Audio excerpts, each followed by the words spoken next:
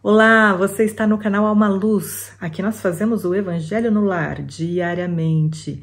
Muito obrigada pela sua presença. A gente fica muito feliz que tem vocês aí do outro lado. E aí a gente gostaria de fazer um convite, porque alguns vídeos atrás a gente colocou um vídeo sobre como e por que fazer o Evangelho no Lar, até para, quem sabe, ajudar aquelas pessoas que se sentiam um pouco inseguras, para iniciar nas suas próprias casas o culto do Evangelho. É um momento super importante, super gostoso, que a gente pode compartilhar com a família, com os amigos, com os vizinhos.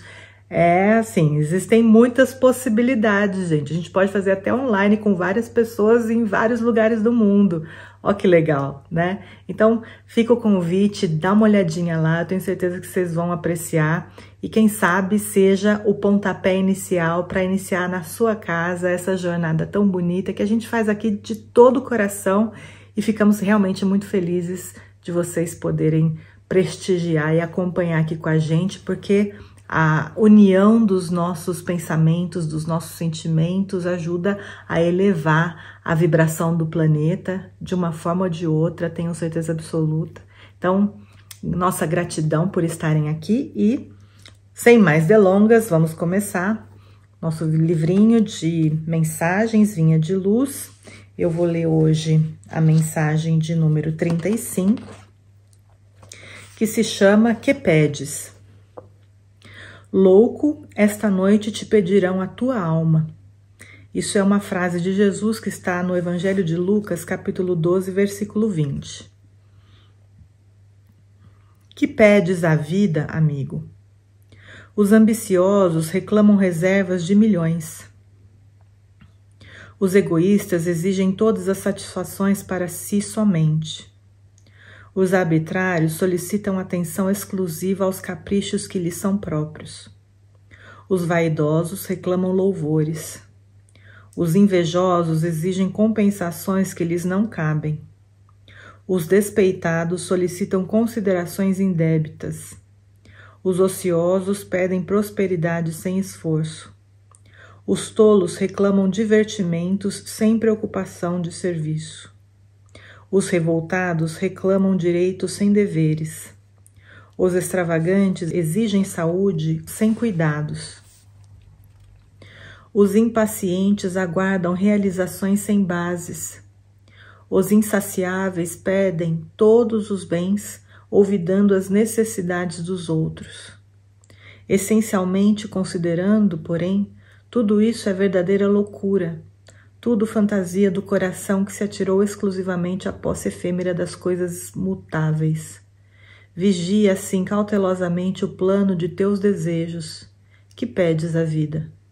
Não te esqueças de que talvez, nesta noite, pedirá ao Senhor a tua alma. Forte, forte. Mas é isso aí, a gente está aqui para escutar essas verdades, não é mesmo? Então vamos lá fazer a nossa oração de início? A gente fecha os nossos olhos,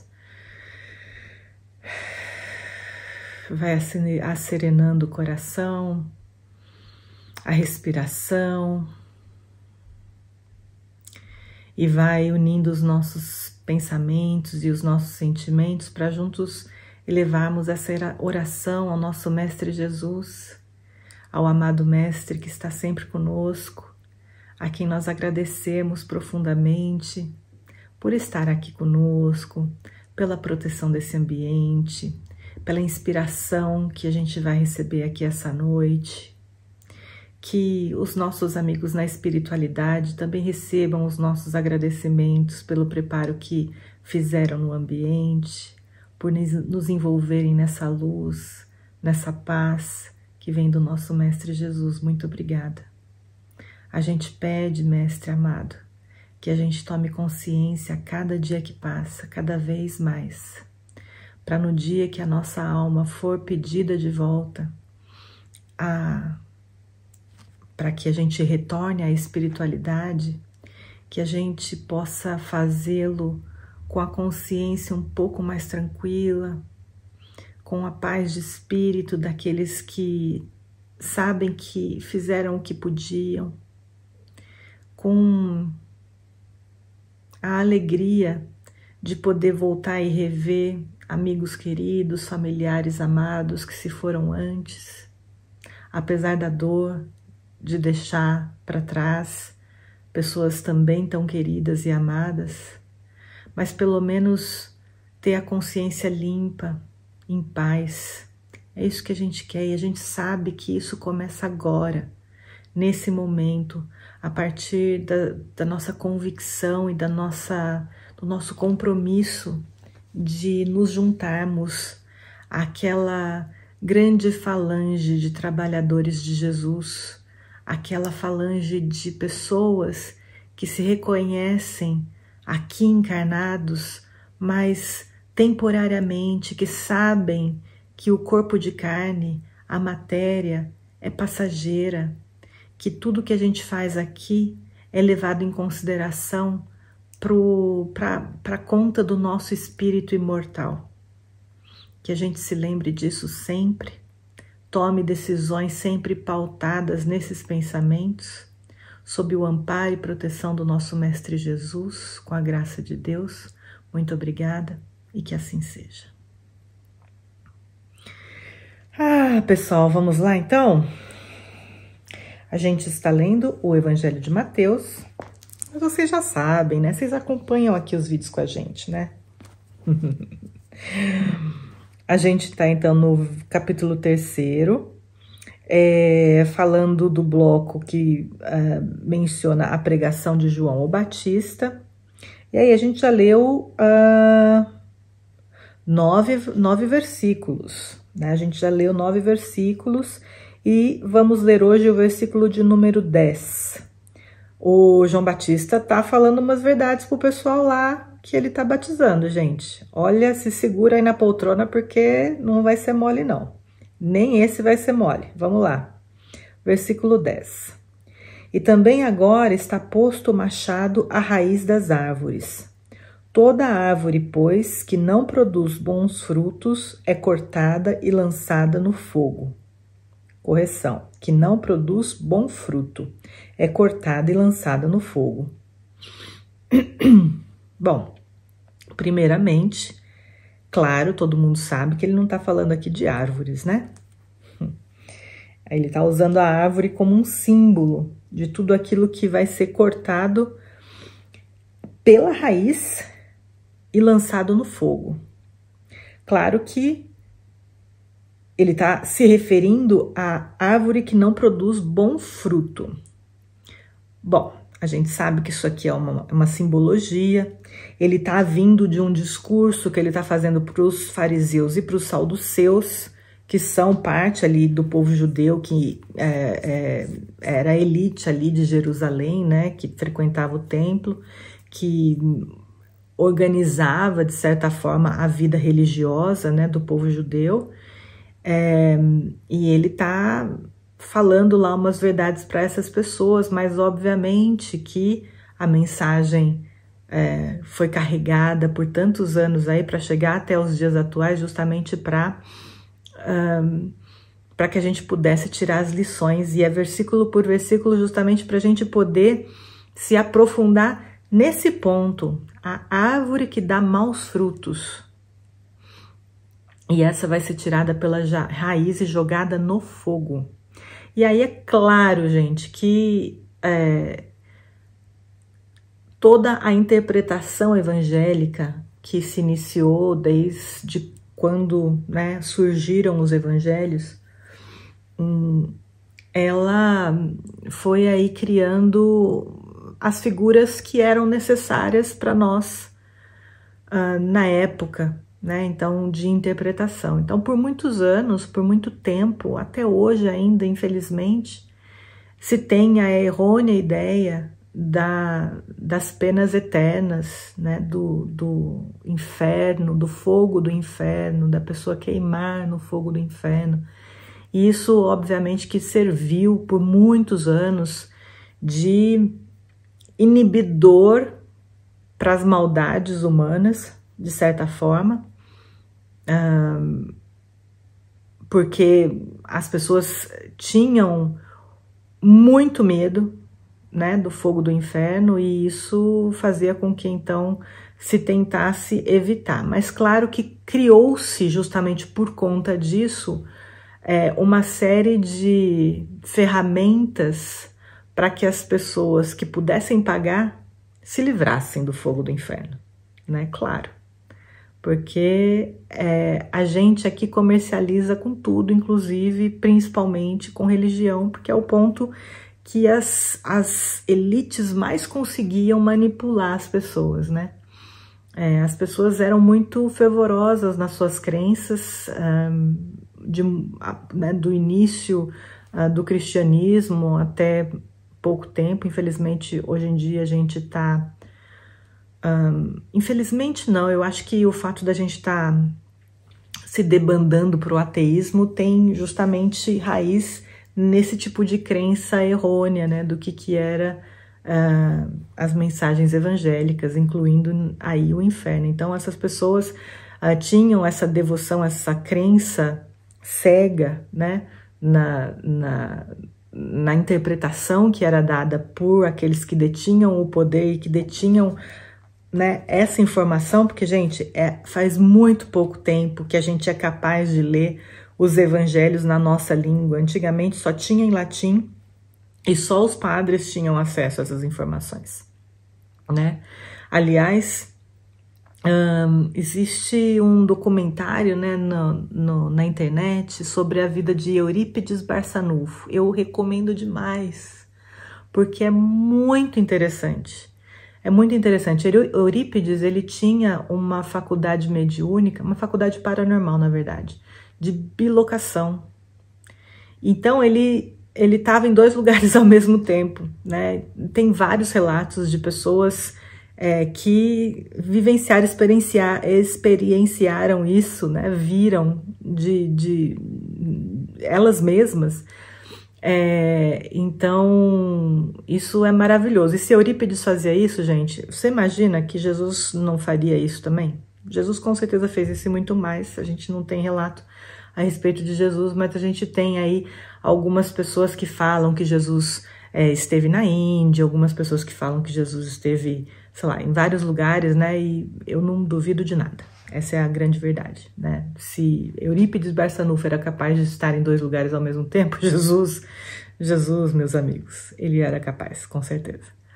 Bom, então, o documentário de Eurípides Barçanufo, ele fala a respeito de que isso ele viveu final de 1800, início de 1900, né? Então, início do século 20, mais ou menos. E ele era uma das poucas pessoas que na verdade, a Bíblia não era acessível em português, era só em latim, então ele ia lá e anotava, né, os discursos do padre, os sermões do padre, para então poder estudar, né? E ele acabou tendo acesso às informações das Bíblias porque ele era um católico fervoroso no início, né? Então isso, gente, é 100 e poucos anos, 150 anos no máximo atrás, até menos do que isso, as pessoas não tinham acesso a essa informação, né? Elas dependiam da interpretação de terceiros. E isso faz com que, claro, quem tem o poder de falar, fala da forma como quer. E realmente, né, a gente carregou essa interpretação do fogo do inferno por muito tempo.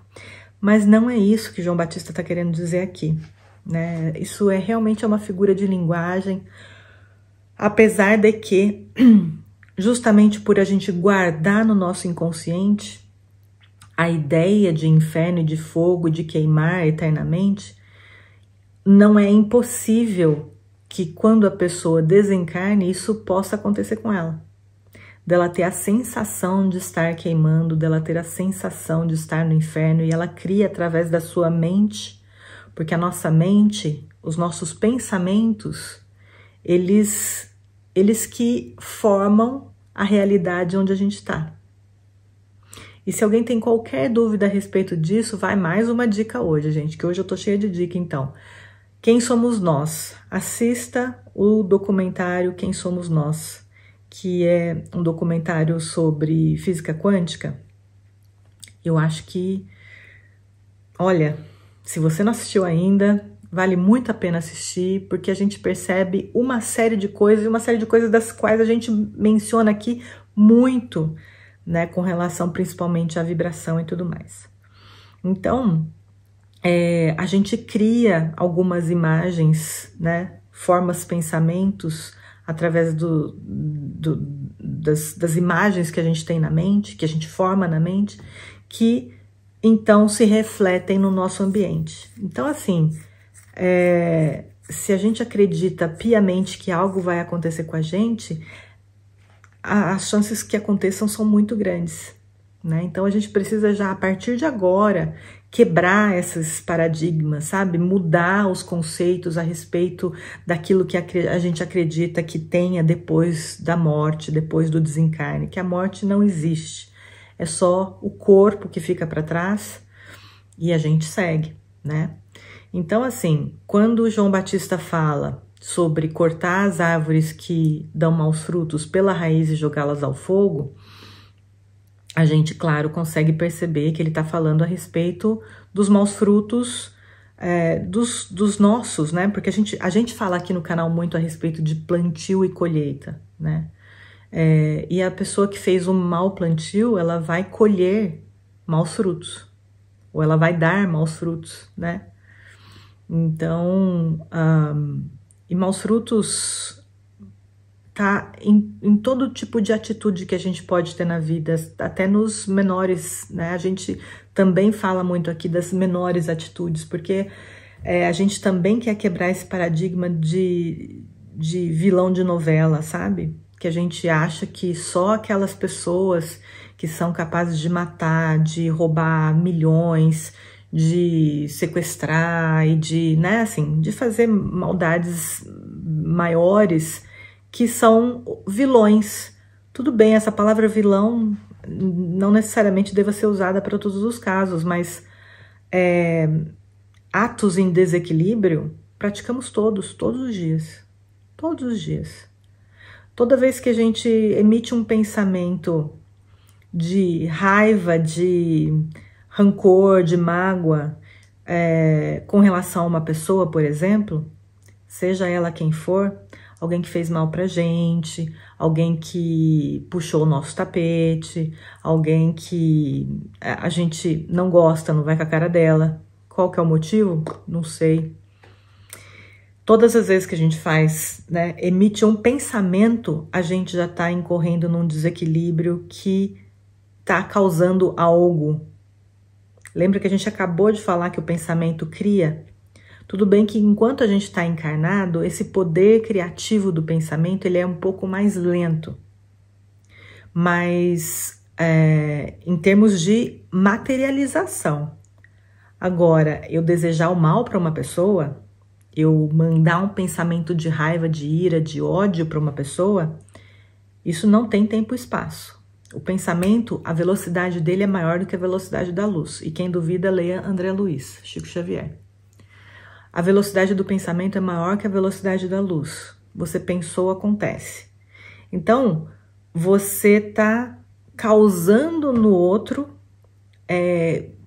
desequilíbrios, se a pessoa estiver aberta, né? Porque assim, a gente não é capaz de desequilibrar uma outra pessoa só por conta do nosso desejo. Às vezes a pessoa está protegida pelas suas próprias atitudes, pelos seus próprios pensamentos, e não vai acontecer nada com ela. Mas bate nela e volta para quem? Pra gente. Simples assim. E mesmo que ela receba, vai voltar pra gente também. Porque a gente, aquela história, né, de tomar o veneno esperando que a outra pessoa morra. É isso que a gente faz. Sempre que a gente emite um pensamento negativo com relação a qualquer pessoa. E aí no pensamento negativo, não é só relacionado a pessoas, é relacionado a coisas, a situações, a política, a futebol, não nomeie aí o que você quiser. Preencha a lacuna referente a, coloca o que vocês quiserem aí. Qualquer pensamento em desequilíbrio está desequilibrando a gente mesmo. Então o orai e vigiai aquela frasezinha importante que nosso mestre aqui deixou pra gente a respeito de como que a gente se mantém em equilíbrio e se mantém em conexão, né, com os nossos mentores, os nossos anjos da guarda, ela é fundamental. A emissão de um pensamento negativo, a gente tem que estar atento a ela e imediatamente cancelar, pensar em outra coisa, sabe? Eu sei que quando a gente passa por uma dor, uma tristeza, uma queda relacionada à atitude de outra pessoa, ou seja, quando alguém faz isso para nós, é muito duro, é muito difícil, e eu não tô ainda nem falando de perdão, eu tô falando só da gente não revidar em pensamentos aquilo que a pessoa fez para nós. Vamos deixar o perdão por enquanto para quem já ultrapassou essa fase.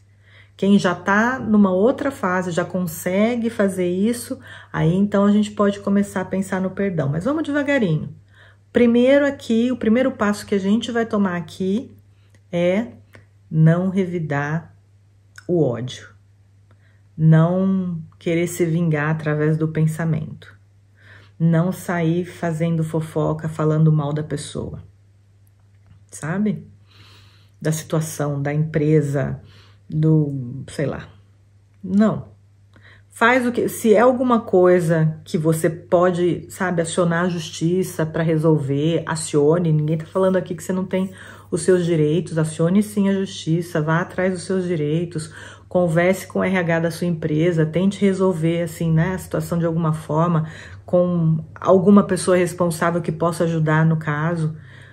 Mas tente fazer tudo isso de uma forma a não se envolver emocionalmente com a situação. Aconteceu algo errado, eu vou lá tentar resolver, eu vou, na medida do possível, não me envolver emocionalmente. E quem sabe aqui o grande desafio é orar. Orar à noite, aquela hora que a gente vai lá fazer a nossa oração à noite, a gente fazer um pensamento de paz e de equilíbrio e de amor e envolver a pessoa e as situações nesses pensamentos.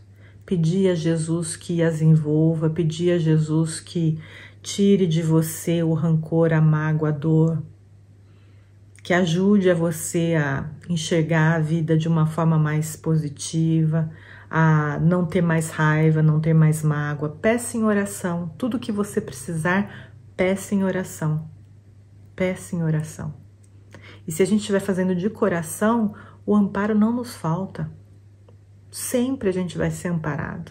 Mas a gente tem que querer e tem que estar se esforçando para isso, né? Então é isso, esse jogar no fogo aqui dessa árvore que dá maus frutos é para essas pessoas. Então a gente deu aqui um pequeno exemplo do que pode ser, até para a gente não se equivocar achando que, mas eu só tô pensando e isso não vai valer de nada, não vai ter nenhuma consequência. O fogo aqui, ele representa um monte de coisas, mas eu acho que a figura que melhor representa o fogo nesse sentido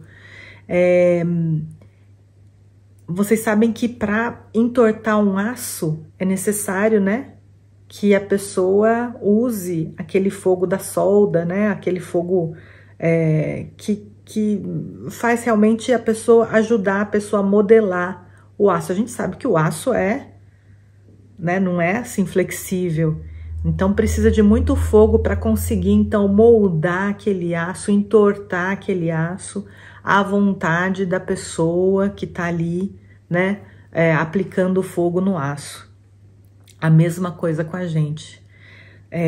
Quando a gente está num caminho errado, de desequilíbrio, de escolhas mal feitas, de péssimas companhias e tudo mais, a gente é como o aço, a gente está assim, ó, firme no propósito errado. E aí vem o fogo. O fogo, ele dobra a gente. Dobra a gente para que a gente, então, abaixe a cabeça, caia em si, perceba o mal que está fazendo e troque de rota. Então não significa necessariamente que essa árvore vai ser cortada, ou seja, vai morrer e vai ser colocada num fogo qualquer do inferno, do purgatório, do umbral, seja lá o que for. Não. Às vezes é na encarnação mesmo, a pessoa está encarnada e acontece aí os sofrimentos da vida, dores. É alguma doença que acontece, é um acidente, a perda de alguém que faz com que a pessoa desperte, acorde para as coisas que estão fazendo, que está causando desequilíbrio.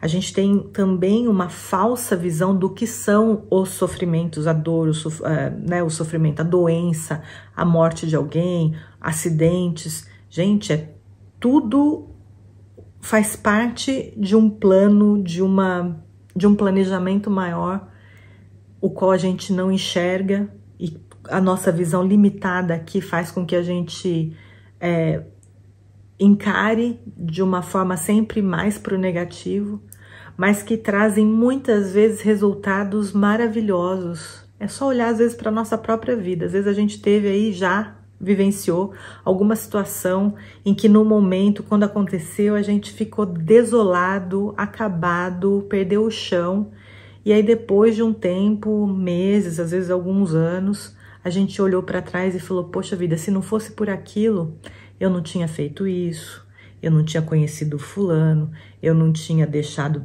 ciclano, eu não tinha, sabe? E aí você percebe que a sua vida melhorou bastante. Então, hoje, olhando para trás, você seria até capaz de agradecer o que aconteceu com você no passado, né? Então, é o tipo de fogo que aconteceu na sua vida, que te entortou, mas que fez com que você então mudasse de rota, porque o caminho estava errado. O entortar é importante para que você mude de rota, né? Então é nesse sentido também. Esse versículo pode ser interpretado de várias formas, mas a gente não quer deixar o vídeo muito longo, né? Então vamos ficar nessa interpretação que eu acho que ajuda bastante a gente expandir a nossa visão, né? Pensar um pouquinho, refletir, não é mesmo?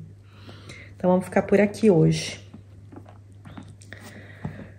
Se você tiver água para fluidificar, agora é o momento. A gente vai fazer a nossa oração de encerramento, tá bom? Vamos lá.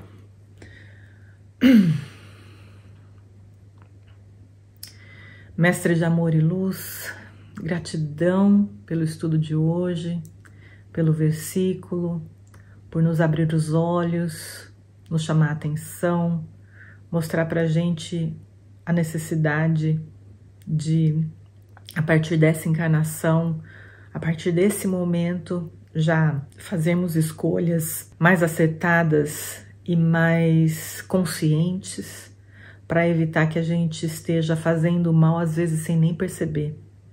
Às vezes a gente acha que está só vivendo a nossa vida da forma como a gente sempre soube que era para viver, então não gostar de alguém faz parte, e às vezes desejar que a pessoa, sei lá, não se dê bem em alguma coisa, ou sofra com algum problema, é normal, e não é normal.